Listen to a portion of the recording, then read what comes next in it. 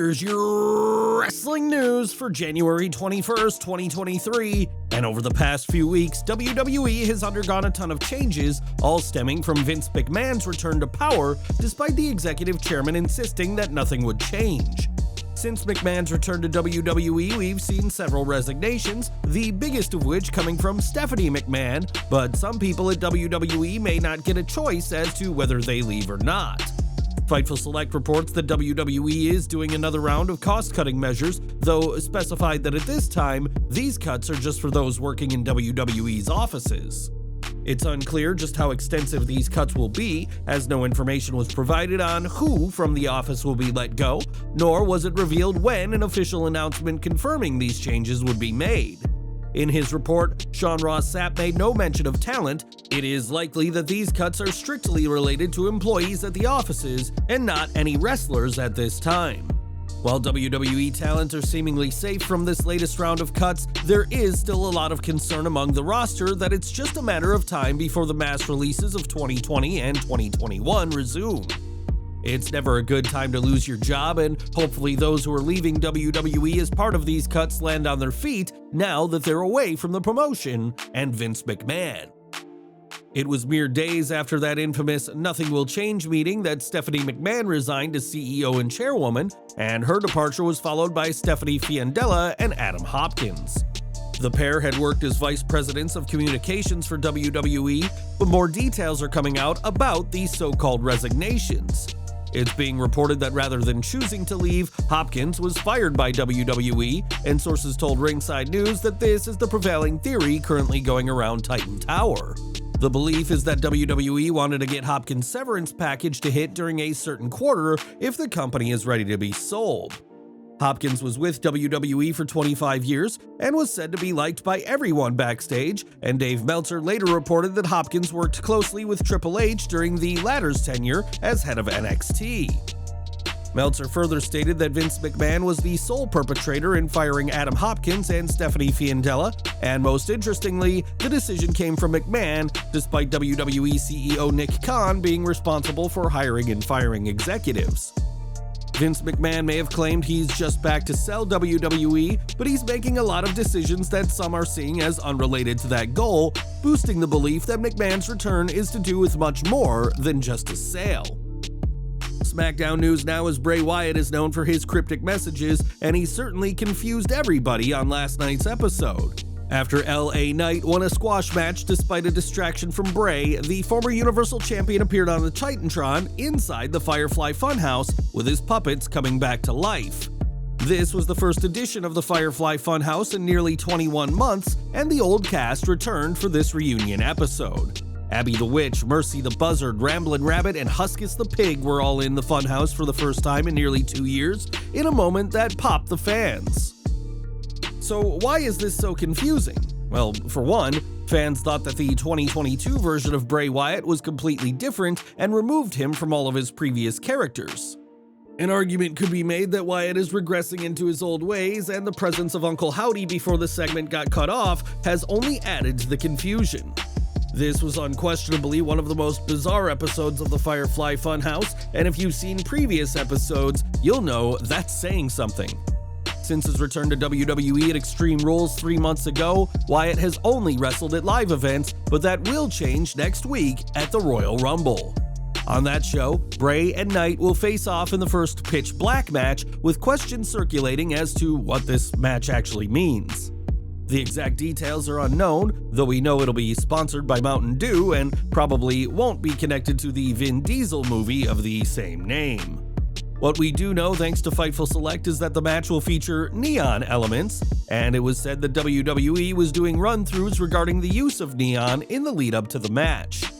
The use of neon offers little information regarding whether the match will be a singles bout, a stipulation match, or something more cinematic, akin to Wyatt's previous battles with the likes of Matt Hardy, John Cena, and Braun Strowman. What does it mean for Bray Wyatt and his future heading into the Pitch Black match against LA Knight at the Royal Rumble 2023? Who will win? Sound off in the comments below. SmackDown also saw an appearance by the Bloodline, but this week's episode of the Blue Brand did nothing to calm the frustrations of Roman Reigns. Ever since Kevin Owens and John Cena defeated Reigns and Sami Zayn on the final episode of SmackDown in 2022, the Tribal Chief has been in a foul mood and has had to prepare for an undisputed WWE Universal title match with Owens at the Royal Rumble. Reigns snapped at Sami Zayn last week and gave the honorary Uce the cold shoulder this week, and it was up to Paul Heyman to convince Reigns that Sami would be an asset for them on the show. Instead, Reigns insisted that he and Solo Sikoa would go out for the contract signing with Owens and that they would leave after it was done, but this didn't go according to plan. Owens attacked Sikoa first and sent him out of the ring and would deliver a stunner to Reigns that rocked the head of the table. When the Usos came out, Owens leveled both with a super kick before turning his attention back to Reigns and dropping him with a pop-up powerbomb. Taking the contract from Heyman and signing the paperwork, and after all the chaos was over, Sami Zayn came down to the ring, leading Owens to scamper into the crowd after the segment. Once again, Kevin Owens has gotten the better of the bloodline, and with the tensions in the group reaching a boiling point, expect things to reach its climax at the Royal Rumble. This week, the wrestling world lost Jay Briscoe, who competed in Ring of Honor for years, but also made his name for various promotions. After this week's Dynamite, a special tribute show was taped, but Warner Media blocked AEW from airing the tribute show on TV due to past, in-character homophobic comments. According to Sean Ross Sapp of Fightful Select, Tony Khan did all he could for Jay in his efforts to get the tribute show on TV, but it is said that his hands were tied. While this tribute did not air, it has been reported that more tributes will take place when ROH locks its own TV deal, and there will be a memorial of some kind at Supercard of Honor 16 later this year. In related news, a fundraiser for Jay's family, as his two daughters have required surgery, has been met with a ton of support, smashing its goal amounts twice before settling at over $200,000. This is 4 times its original goal, as people from all walks of life are showing their support to Jay's family, and we couldn't be happier about that fact. Jay Briscoe was clearly well-liked and well-respected by those who knew him in wrestling, and we can only hope that one day, a fitting tribute show to him makes it to TV. Since September, CM Punk has been suspended from AEW, and the locker room has been split on what to do with him. Some, including Chris Jericho, are reportedly fighting to keep Punk from returning, while Dax Harwood has spoken positively about the former champion and hopes he comes back. Ultimately, it'll be Tony Khan's decision as to what happens with Punk, but it's a decision that the AEW president hasn't made yet. In the Wrestling Observer newsletter, it is reported that Khan is still months away from having to make a decision about Punk, as it's believed his contract will expire this year.